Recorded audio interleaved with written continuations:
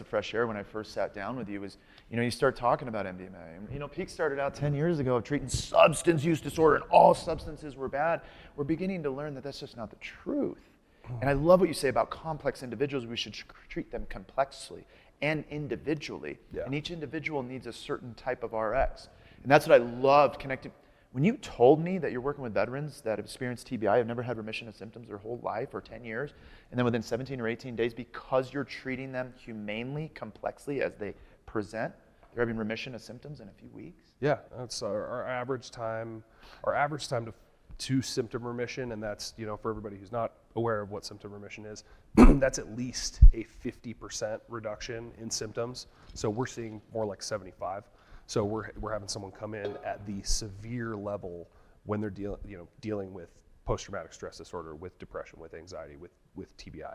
They're coming in scoring at that severe level, and within 14 to 17 days, they're down to mild. Yeah. And then within 21 days, we see that number drop to 0. So, symptom gone. Yeah. And that's because we are treating the root cause. And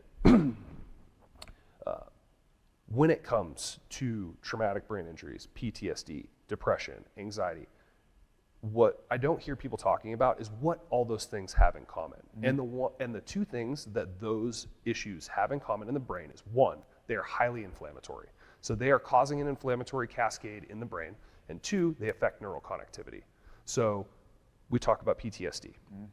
If you were to look at the brain of someone with post-traumatic stress disorder, what you would see if you could peel apart the layers and see the firing circuits is you would see an underactive prefrontal cortex, and an underactive executive functioning center, and an overactive amygdala. So you are having your fight, flight, or freeze function, the emotional center of the brain, driving your experience all the time, constantly. Yeah. And the thing is, we can do something about that. We have the technology. We can rebuild those neural networks pretty quickly. And it starts by, one, just taking the temperature down on that inflammatory process that's going on in the brain, and then encouraging the brain to start to rewire with more effective tools. How do you do that? Yeah, so in our programs, we use a combination of ketamine infusion therapy, hyperbaric oxygen therapy, transcranial magnetic stimulation, and culturally competent psychotherapy.